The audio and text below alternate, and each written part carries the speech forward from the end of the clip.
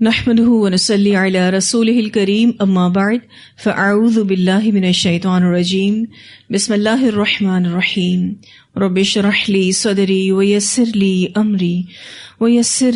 امري واحلل عقدة من لساني يفقهوا قولي رب زدني علما اللهم فقهنا في الدين اللهم فقهنا في الدين اللهم فقهنا في الدين اللهم انا نسألك حبك وحب من يحبك والعمل الذي يبلغنا حبك اللهم ارزقنا اخلاص الہی آمین۔ پچھلا جو ہم نے لیسن پڑھا جس میں ہم نے آیت نور پڑھی تھی، اس آیت نور کے بارے میں ایک روایت آتی ہے، امام بغوی رحمہ اللہ نے اس کو نقل کیا ہے کہ حضرت ابن عباس رضی اللہ تعالیٰ عنہ نے کعب احبار سے پوچھا کہ آپ اس آیت کی تفسیر میں کیا کہتے ہیں۔ کعب احبار جو تھے وہ تورات اور انجیل کے بڑے عالم تھے اور پھر یہ مسلمان بھی ہو گئے تھے۔ وہ کہنے لگے یہ مثال آپ صلی اللہ علیہ وسلم کے قلب مبارک کی بیان کی گئی ہے، یعنی اس سے نبی اکرم صلی اللہ علیہ وسلم کا قلب مبارک مراد ہے۔ مشکات آپ صلی اللہ علیہ وسلم کا سینہ اور زجاجہ آپ صلی اللہ علیہ وسلم کا دل ہے، اور مصباح نبوت ہے۔ اس نبوت کا خاصہ یہ ہے کہ اس نبوت کے اظہار اور اعلان سے پہلے ہی اس میں لوگوں کا سامان ہے، یعنی آپ صلی اللہ علیہ وسلم زیادہ خیر رکھتے تھے اپنے اندر عام لوگوں کی نسبت، پھر وہی الہی ملی تو اس سے خیر پوری طرح سے باہر آ گیا۔ اس روایت میں بھی آیت نور کو ایکسپلین کیا گیا ہے۔ ہم نے کافی وضاحت کے ساتھ اس آیت کی تمام مرادیں آپ کے سامنے رکھی۔ ایک چھوٹا سا خلاصہ آپ کے سامنے رکھنا چاہ رہی تھی۔ تاک میں جو چراغ ہوتا ہے، آپ نے بھی کبھی دیکھا ہوگا، اس کی فلیم اپنے مرکز سے نہیں ہٹتی۔ اگر ہم اس کو پھونک بھی مارتے ہیں تو بھی دوبارہ فلیم اپنے مرکز پر آ جاتی ہے اور سیدھی رہتی ہے۔ کبھی دیکھا آپ نے اس کو؟ غور کیا ہو؟ اس سے پتہ چلتا ہے کہ بندہ مومن بھی اپنے مرکز سے نہیں ہٹتا۔ یہ بات بالکل درست ہے کہ ماحول انسان کو گرو کرنے میں مدد کرتا ہے، لیکن بندہ مومن کو ماحول نہیں بھی ملتا تو بھی اس کو اپنا نور محفوظ رکھنا ہے اور آس پاس کے ماحول کو اپنے اندر کے نور سے روشنی دینی ہے۔ تو کیا پتہ چلتا ہے اس سے؟ کہ سچا نور ماحول نہ ملنے پر بھی باقی رہتا ہے، لیکن اگر اس کو ماحول مل جائے تو اس کو بڑھنے کا موقع مل جاتا ہے۔ نور علی نور۔ ایکچولی مومن اپنے دل میں جوش اور ولولہ لیے پھر رہا ہوتا ہے اور ایک آگ سے اس کے اندر جل رہی ہوتی ہے، لیکن جب دوسروں تک پہنچتی ہے تو وہ ٹھنڈک کا احساس دیتی ہے۔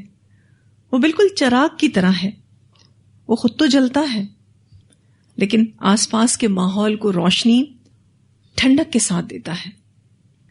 یہ بات ہم سب جانتے ہیں کہ دل عقل کا مرکز ہے۔ کیا پتہ چلتا ہے اس سے؟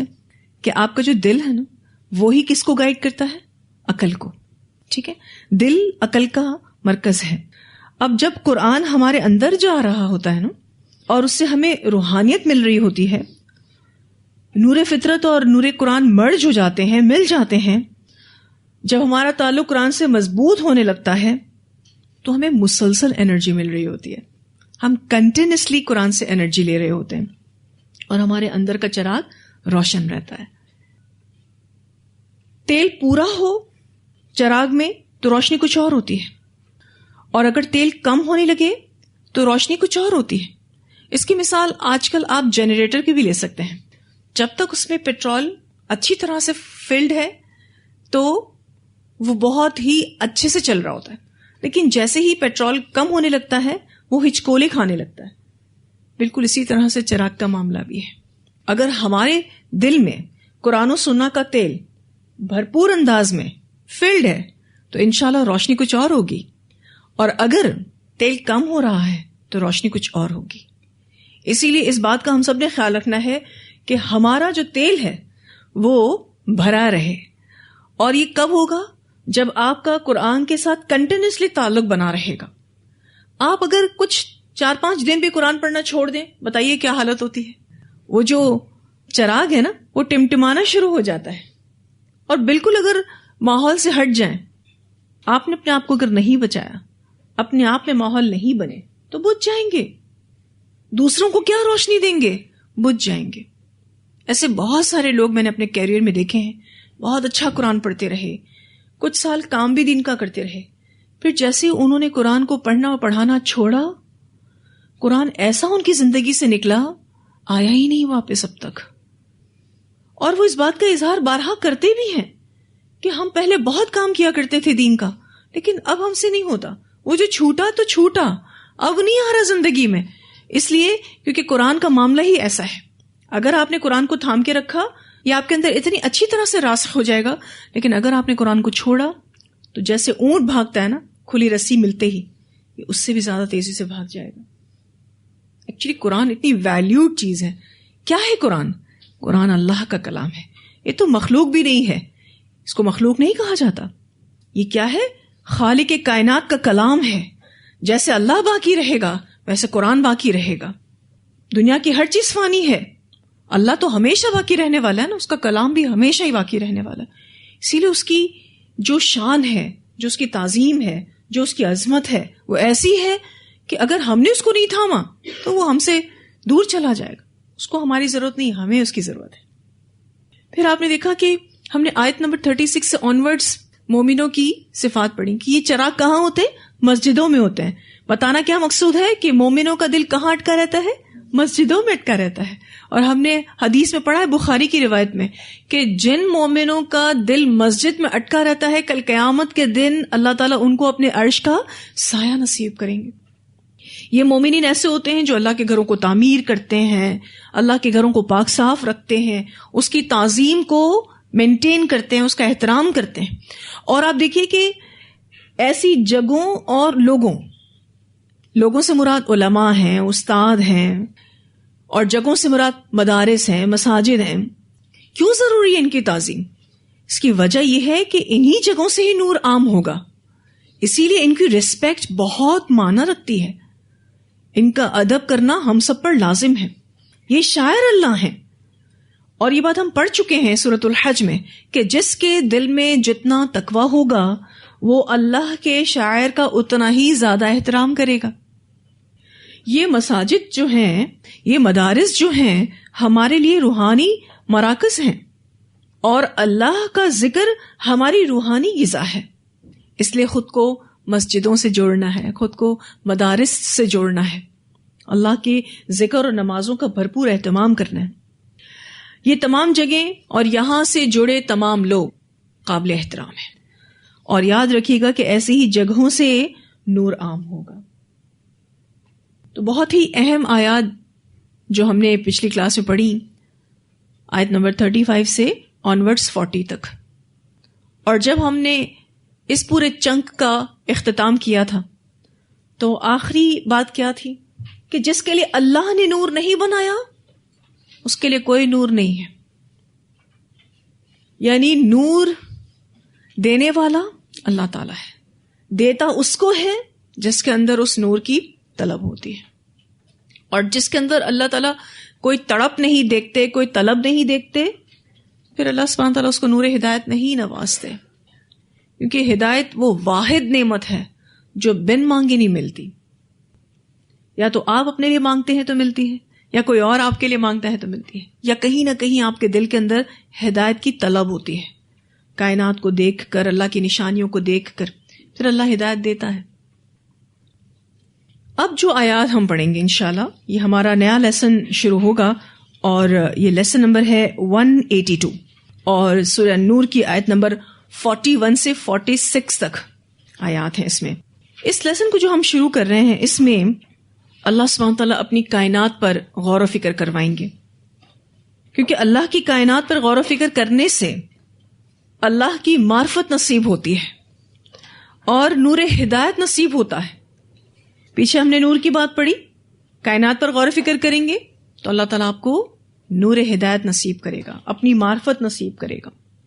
اللہ تعالیٰ فرماتے ہیں الم ترا، کیا آپ نے دیکھا نہیں، ان اللہ، بے شک اللہ تعالیٰ، یسبح، تسبیح کر رہے ہیں، لہو من فی السماوات والارض، اس کے لیے جو بھی آسمانوں میں ہے اور زمین میں ہے. یہاں پر علم کا جو لفظ آیا ہے شروع میں حمزہ ہے اور یہ استفہام کا ہے، اور لم حرف نہیں ہے. علم کیا آپ نے نہیں ترا دیکھا، علم ترا کیا غور و فکر نہیں کیا، کیا دیکھا نہیں، ان اللہ یسبح لہ من فی السماوات والارض، بے شک اللہ تعالی کے لیے تسبیح کر رہے ہیں جو بھی آسمانوں میں ہے اور جو زمین میں ہے. آسمانوں میں مثلا ملائکہ، غیبی لشکر اللہ کا، اور بھی جانے کیا مخلوق ہیں ہم نہیں جانتے. اسی طرح سے زمین میں یعنی جنات، انسان، حیوانات، جمادات، والطیر اور پرندے بھی. پرندے فضا میں اڑتے ہوئے بھی اللہ کی تسبیح بیان کر رہے ہیں. صافات صف باندھنے والے. آپ نے پرندوں کو اڑتے ہوئے دیکھا ہے؟ جب بہت سارے پرندے ایک ساتھ اڑتے ہیں تو ایسا لگتا ہے جیسے قطاریں بنائے ہوئے ہیں، اور ایسی پیاری قطاریں لگتا ہے کہ بالکل سیدھی ہیں. اور کبھی کبھی تو مختلف قسم کی فارمیشنز بھی ہوتی ہیں. ایک پرندہ آگے ہوتا ہے، پھر 2 پیچھے ہوتے ہیں، پھر 3 اس کے پیچھے، پھر 4 اس کے پیچھے، اور ایک فارمیشن سی بنا کے وہ اڑتے ہیں. تو یہاں پر پرندوں کی صفت کیا بتائی جا رہی ہے؟ صافات صف باندھنے والے. پرندے فضا میں اڑتے ہوئے اپنے رب کی تسبیح بیان کرتے ہیں. کلن ہر ایک، قد علم تحقیق جانتا ہے، صلاتہ اپنی نماز کو یا پھر اپنی دعا کو، و تسبیحہ اور اپنی تسبیح کو، ذکر کو یا پھر اپنی اطاعت کو. قد علمہ کو اگر آپ سرکل کر لیں تو یہاں سے یہ بتایا جا رہا ہے کہ اللہ تعالیٰ نے ہر مخلوق کو اس کی صلاح اور اس کی تسبیح کا طریقہ سکھا دیا ہے. ہو سکتا ہے کہ یہ فطری رہنمائی کے ذریعے جو سکھائی گئی ہے تسبیح اس کی بات ہو رہی ہے، اور پھر آپ دیکھیے کہ انسانوں کو تو وحی الہی کے ذریعے بھی سکھایا گیا ہے. دیگر مخلوق کو تو صرف فطری رہنمائی دی گئی ہے نا. ہم انسانوں کو اور جنات کو فطری رہنمائی کے ساتھ ساتھ وحی الہی کی بھی رہنمائی دی گئی ہے. کلن ہر ایک، قد علمہ تحقیق جانتا ہے، صلاتہ اپنی نماز کو، و تسبیحہ اور اپنی تسبیح کو. یہاں پر جو صلاتہ کا لفظ آیا ہے، جہاں نماز کا معنی دے رہا ہے وہاں دعا کا معنی بھی دے رہا ہے. لیکن لفظ آپ دیکھیے کہ صلاح کا آیا ہے، اور یہ نماز کی اہمیت کو واضح کرنا مراد ہے، یا بھی یوں کہہ سکتے ہیں کہ نماز کو اہمیت دینا مراد ہے.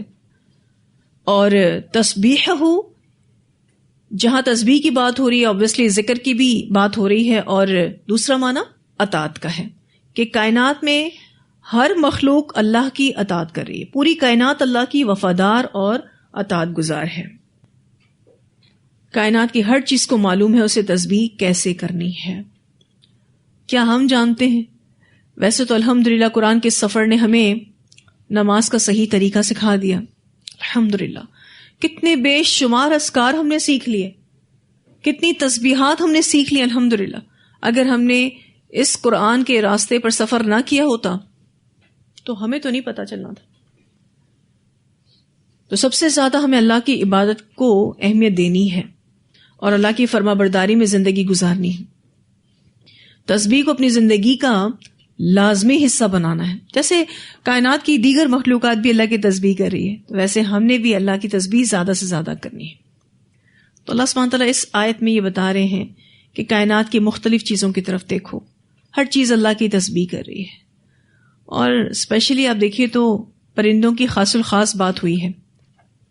اللہ تعالیٰ نے پرندوں کو فطری طور پر یہ طریقہ سکھایا ہے. زمین اور آسمان کے درمیان پر کھول کر اڑتے ہیں اور اللہ کی تسبیح بیان کرتے ہیں. قافلوں کی صورت میں اڑتے ہیں، اللہ کی تسبیح بیان کرتے ہیں. اس طرح سے ان کو اڑنا کس نے سکھایا ہے؟ اللہ تعالیٰ نے سکھایا ہے. حالانکہ آپ دیکھیے زمین کی کشش ثقل ایسی ہے کہ اگر آپ ایک چھوٹا سا پیپر پیس بھی اڑائے نا اس نے بھی زمین بوس ہو جانا ہے. لیکن یہ پرندے کیسے اڑتے ہیں، اور جب وہ فلائی کر رہے ہوتے ہیں ایسا لگتا ہے کہ ان کو کوئی مشقت ہی نہیں ہے. پہلے تو وہ پروں کو ہلا کر اوپر چلے جاتے ہیں بلندی پر، پھر اس کے بعد پروں کو ہلانا بھی چھوڑ دیتے ہیں، پھر ایسے فلائی کرتے ہیں جیسے تیر رہے ہیں فضا میں. سبحان اللہ. اور جیسا کہ میں نے آپ کو بتایا نا، تسبیح 2 طرح کی ہوتی ہے. ایک تو خاص شکل تسبیح اور ذکر. اور ایک جو مانوی معنی ہے نا اس میں اطاعت کرنا، عملی طور پر جو کام جس مخلوق کو دیا گیا ہے وہ ایز اٹ از کر رہی ہے. اطاعت اللہ تعالیٰ کی وہ مخلوق کر رہی ہے. اب ہمیں نہیں پتا کہ یہ دیگر مخلوقات کیسے تسبیح کرتی ہیں، کیسے اپنا کام کرتی ہیں، ہم نہیں جانتے. ہر مخلوق کی تسبیح کا طریقہ معلوم اور مختلف ہے. فرشتوں کی تسبیح الگ ہے، انسانوں کی الگ ہے، اسی طرح سے پرندوں کی الگ ہے، دیگر اور جانور ہیں ان کی الگ ہے. اللہ بہتر جانتا ہے. لیکن آپ دیکھیے کہ کائنات کی جتنی بھی مخلوقات ہیں وہ تو اپنا کام کرے جا رہی ہیں. دیکھیں انسان کو چونکہ اللہ تعالیٰ نے اختیار دیا ہے اسی لیے دو کیٹیگریز سامنے آتی ہیں. ایک وہ جو تسبیح کرنے والے ہیں، اطاعت کرنے والے ہیں. دوسرے وہ جو تسبیح بھی نہیں کرتے، اطاعت بھی نہیں کرتے. دونوں کو ہی یہاں پر حکم دیا جا رہا ہے کہ اللہ کی تسبیح کرو. جو کرنے والے ہیں ان کو کہا جا رہا ہے زیادہ سے زیادہ کرو. اور یہ بھی بتایا جا رہا ہے کہ جس طریقے پر اللہ تعالیٰ نے تسبیح کرنے کا کہا ہے ویسے ہی کرو. کہاں سے پتہ چلتی ہے یہ بات؟ قد علم، تحقیق جانتا ہے. یعنی ہر مخلوق کو بتا دیا گیا ہے کہ اللہ کا ذکر کیسے کرنا ہے. تو ایز ہیومن بینگ ہمیں بھی بتا دیا گیا ہے وحی الہی کے ذریعے کہ کیسے تسبیح کرنی ہے. تو اللہ کے بتائے ہوئے طریقے پر ہی ہمیں تسبیح کرنی ہے، نماز پڑھنی ہے. اور جو لوگ بھی اطاعت کرنے والے ہیں، فرما بردار ہیں، ان کو یہ بھی کہا جا رہا ہے کہ دین کے راستے میں آنے والی پریشانیوں اور مخالفتوں پر غم نہ کریں، اس کا ازالہ اللہ تعالیٰ کرے گا. اس کائنات کا بہت بڑا قافلہ تمہارے ساتھ ہے، تم تعداد میں کم نہیں ہو. کیونکہ جب ہم دین پر عمل کرتے ہیں تو ہمیں کیا لگتا ہے کہ ہم تو کوانٹٹی میں بہت کم ہیں. تو اللہ تعالیٰ فرماتے نہیں، کائنات کی ہر چیز اللہ کی تسبیح کر رہی ہے، کائنات کی ہر چیز اللہ تعالیٰ کی اطاعت کر رہی ہے. تم لوگ تو تعداد میں بہت زیادہ ہو، کیوں پریشان ہوتے ہو؟ اپنا کام کرتے ہی جاؤ. اور آپ دیکھیے کہ یہ کائنات کی مخلوقات اتنا اللہ تعالیٰ کا ذکر کرتی ہیں، اتنی فرما برداری کرتی ہیں، لیکن تکبر نہیں کرتی. ہم انسان تو تھوڑا بہت بھی دین کا کام کر لیں تو دماغ آسمانوں پر چلے جاتے ہیں. اور آپ نے دیکھا کہ یہاں پر پرندوں کی خاص الخاص مثال دی گئی ہے نا. اڑتے ہیں، کتنا اونچا اڑتے ہیں. اڑنا آسان کام ویسے نہیں ہے، ٹھیک ہے، اڑنا مشکل کام ہے. اڑنے کے ساتھ ساتھ تسبیح کرتے ہیں. آپ بھی جتنا کوئی مشکل کام کر رہے ہوں آپ اللہ کی تسبیح ساتھ ساتھ کر سکتے ہیں، کیونکہ اللہ تعالیٰ نے تسبیح کرنے کو ہم سب کے لیے آسان بنایا ہے. زبان پر یہ بہت آسان عمل ہے، اس کا اجر بھی بہت زیادہ ہے اور زبان پر بہت آسان ہے. چلتے پھرتے اٹھتے بیٹھتے جب آپ اللہ تعالیٰ کا ذکر کرتے رہتے ہیں بہت کمفرٹیبلی آپ اپنے نامہ اعمال کو بھر رہے ہوتے ہیں. پھر اللہ سبحانہ تعالیٰ فرماتے ہیں واللہ علیم بما یفعلون، اور اللہ خوب جاننے والا ہے ساتھ اس کے جو وہ کر رہے ہیں. اللہ تعالیٰ جانتے ہیں جو کچھ بھی وہ کر رہے ہیں. یعنی ہم انسانوں میں سے جو بھی عمل کر رہا ہے اللہ اس کو جانتا ہے. کائنات کی دیگر مخلوقات بھی جو کچھ بھی کر رہی ہیں اللہ اس کے عمل کو جانتا ہے. وَلِلَّهِ مُلْكُ السَّمَاوَاتِ وَالْأَرْضِ، اور اللہ ہی کے لیے ہے بادشاہت آسمانوں کی اور زمین کی، حکومت اللہ ہی کے لیے ہے. وَإِلَى اللَّهِ الْمَصِيرُ، اور اللہ کی طرف لوٹنا ہے. انسان کے پاس پاورز آتے ہیں تو وہ تکبر کرنے لگتا ہے، حالانکہ وہ سب انسان کا ہے بھی نہیں، تو سب کچھ اللہ کا ہے اور جانا اسی کی طرف ہے، لوٹنا اسی کی طرف ہے. الم ترا، کیا آپ نے نہیں دیکھا، ان اللہ، کہ بے شک اللہ تعالیٰ ہی یزجی سحابن، چلاتا ہے بادل. یزجی کا جو لفظ ہے زا جیم واو سے ہے. حقیر پونجی کو کہتے ہیں، حقیر چیز جسے آسانی سے پھینکا جا سکے. اب یہاں یہ لفظ کیوں آیا ہے اور بادلوں کو موو کرنے کے لیے آیا ہے؟ یہاں اللہ تعالیٰ یہ بتانا چاہتے ہیں کہ بادل بہت سموتھلی چلتے ہیں، اللہ ان کو بہت سموتھلی ڈرائیو کرتا ہے. اور صحابن سے مراد تھنڈر کلاؤڈز ہیں، وہ بادل جو برسنے والے ہیں، بہت ہیوی ہوتے ہیں. الم تر ان اللہ یزجی سحابن ثم یؤلف، پھر ملاپ ڈالتا ہے، بینہ، اس کے درمیان. کس کے درمیان؟ ان سحاب کے درمیان. یعنی چھوٹے چھوٹے بادلوں کے ٹکڑے آپس میں ملتے ہیں، اللہ تعالیٰ ان میں باہم کشش پیدا کرتا ہے. ثم پھر یجعلہ کر دیتا ہے اس کو رکامن تہ بتہ، یعنی ایک کے اوپر ایک اللہ تعالیٰ بادل چڑھا دیتے ہیں. کیونکہ رکامن کو جو لفظ ہے مانا کسی چیز کو اوپر تلے رکھنا. رکھا ہے کبھی آپ نے؟ جیسے آپ کپڑوں کی تہ بنا کے کبٹ میں ایک کے اوپر ایک رکھتے جاتے ہیں، تو بالکل اسی طرح سے بادل بھی ایک کے اوپر ایک جمع ہو جاتے ہیں. فَتَرَ الْوَدْقَ تو آپ دیکھتے ہیں بارش کے قطرے کو، یخرج وہ نکلتا ہے، من خلالہ اس کے اندر سے، یعنی اس بادل کے اندر سے. خلال کہتے ہیں دو چیزوں کے درمیانی فاصلے کو. اچھا، ودقہ کا لفظ بھی اس سے پہلے آپ پڑھ چکے. لگاتار بارش جو مسلسل برستی ہے، ٹھیک ہے. ودقہ کہتے ہیں دھیمی اور لگاتار بارش کو. بڑی ہی فیوریٹ بارش ہوتی ہے، یہ ایبزارب ہوتی ہے زمین میں.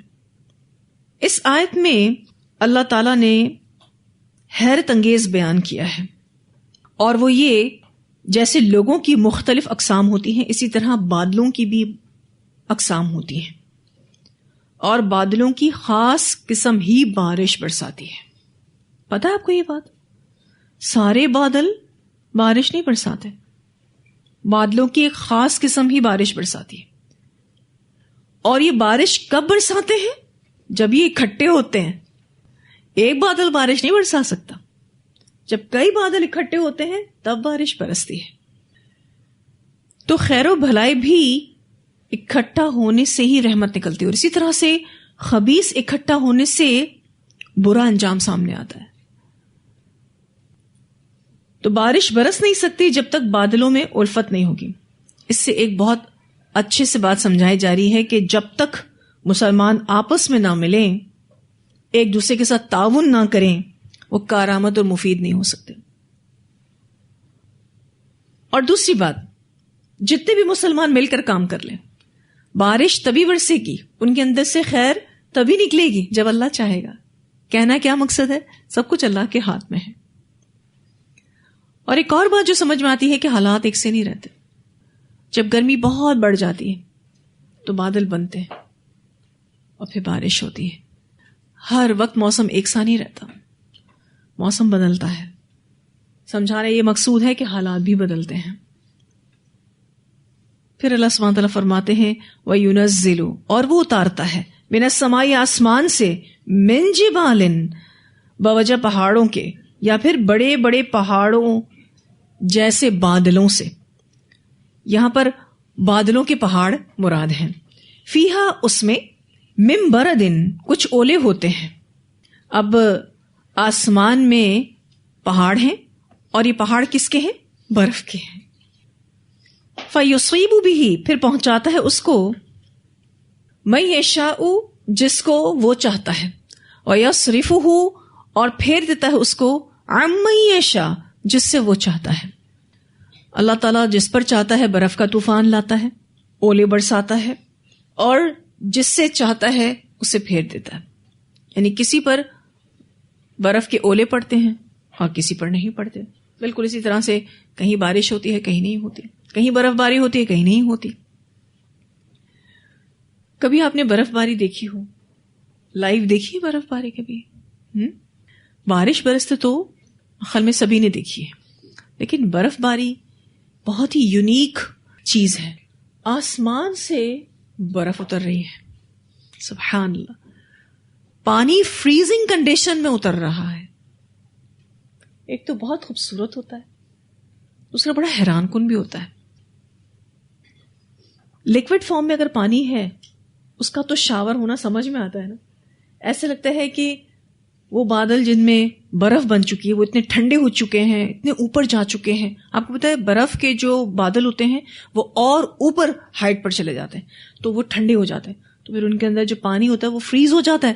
لیکن وہ فریزنگ واٹر ایسا لگتا ہے جیسے کبھی آپ نے دیکھا ہو کہ کوئی برف کو کریشر سے نکال رہا ہوتا ہے نا، تو ایسا لگتا ہے جیسے وہ کریشرز بن کے نیچے اتارتے. یہ برف کا اترنا جو ہے نا، واٹر ریسورسز ہیں، یہ جم جاتی ہیں اور پھر سٹور ہو جاتی ہیں. پھر گرمیوں میں جیسے جیسے دھوپ ان پر پڑتی ہے یہ پانی پگھل پگھل کے نہروں کو، دریاؤں کو بھرتا ہے. میٹھا پانی ہوتا ہے نا، کیونکہ جو بارش برستی ہے وہ تو پانی اسپریڈ ہو جاتا ہے, یوز ہو جاتا ہے, لیکن پھر بھی زمین میں اسٹور ہوتا ہے. لیکن برفیلے جو پہاڑ ہوتے ہیں یہ تو پورے سال کے لیے اسٹوریج ہے, واٹر اسٹوریج. اللہ کی شان ہے الحمدللہ. اللہ تعالیٰ فرماتے ہیں فَيُصِيبُ بِهِ مَن يَشَاءُ, پھر پہنچاتا ہے اس کو, یعنی ان برف کے اولوں کو جس کو وہ چاہتا ہے, اور پھیر دیتا ہے جسے وہ چاہتا ہے. وَيَصْرِفُهُ عَن مَن يَشَاءُ يَكَادُ سَنَا بَرْقِهِ, قریب ہے چمک اس کی بجلی کی. جو الیکٹرک چارجز آپ نے دیکھے ہوں گے آسمان میں, يَذْهَبُ لے جائے بالابصار, نگاہوں کو. اب تو آپ نے اپنے ملک میں بھی یہ بجلیاں دیکھ لی ہیں, لیکن جو فارسٹ کنٹریز ہوتے ہیں جہاں پر جنگلات بہت زیادہ ہوتے ہیں, وہاں کی بارش بھی بڑی شدید ہوتی ہے, اور آسمان میں جو الیکٹرک چارج ہوتے ہیں وہ بھی بہت زیادہ ہوتے ہیں, کیونکہ جتنے جنگلات زیادہ ہوتے ہیں اتنے بادل زیادہ بنتے ہیں, اور جب بادل زیادہ ہوتے ہیں تو وہ آپس میں ٹکراتے بھی بہت ہیں, اور بجلی بڑی خطرناک پیدا ہوتی ہے, اور پھر وہ جنگلوں میں گرتی بھی ہے اور آگ بھی لگتی ہے, تو سب آپ جانتے ہی ہوں گے. اللہ تعالیٰ فرماتے ہیں یکاد سنا برقی, قریب ہے چمک اس کی بجلی کی, یذہب بالابصار, لے جائے نگاہوں کو. یہ بجلیاں ایسی ہیں کہ جس سے نگاہوں کی روشنی چھن سکتی ہے. اللہ چاہے تو نگاہوں کی روشنی ان بجلیوں سے چھین لے. ایک معنی تو یہ آتا ہے. دوسرا معنی یہ ہے کہ یہ بجلی جہاں خوشخبری دیتی ہے, کس بات کی خوشخبری؟ بارش ہوگی, وہاں اگر یہ زیادہ ہو جائیں تو لوگوں کو خوفزدہ بھی کر دیتی ہے. اور میں نے اس طرح کی کچھ بجلیاں دیکھی, یقین مانے جو کڑاکے تھے, جو آواز تھی, وہ دل کو خوفزدہ کر رہی تھی. اور جب ہم اس بجلی کو آسمان میں پھیلتا دیکھ رہے تھے تو خوف آ رہا تھا, لٹرلی خوف آ رہا تھا, کیونکہ زمین پر بھی اتنے ٹاورز ہیں, اتنی الیکٹریسٹی ہے کہ الیکٹرک چارج کو, جو زمین پہ الیکٹرک چارج ہے وہ اٹریکٹ کرتا ہے, آپس میں وہ ٹکراتا ہے. تو مجھے تو یہ ڈر لگ رہا تھا یہ گرے نہ بجلی. قیامت سے پہلے آپ کو پتا ہے نا بہت بجلیاں گریں گی, اتنی بجلیاں گریں گی کہ لوگ صبح اٹھ کر کیا پوچھیں گے, آج بجلی کہاں گری. اتنا کامن ہو جائے گا. اور آپ کو پتا ہے یہ بجلیاں جہاں گرتی ہیں اس جگہ کی حالت کیا ہوتی, وہ جگہ کچھ بھی اگانے کے قابل نہیں رہتی, بڑا سا گڑھا وہاں ہو جاتا ہے, جیسے کسی نے کوئی بوم پھینکا ہے وہاں پر. اللہ تعالیٰ فرماتے قریب ہے کہ چمک اس بجلی کی لے جائے نگاہوں کو. یہ بھی اللہ کی نشانی ہے. چونکہ سورہ نور کی بات ہو رہی ہے اس لیے بجلی کا تذکرہ ہے.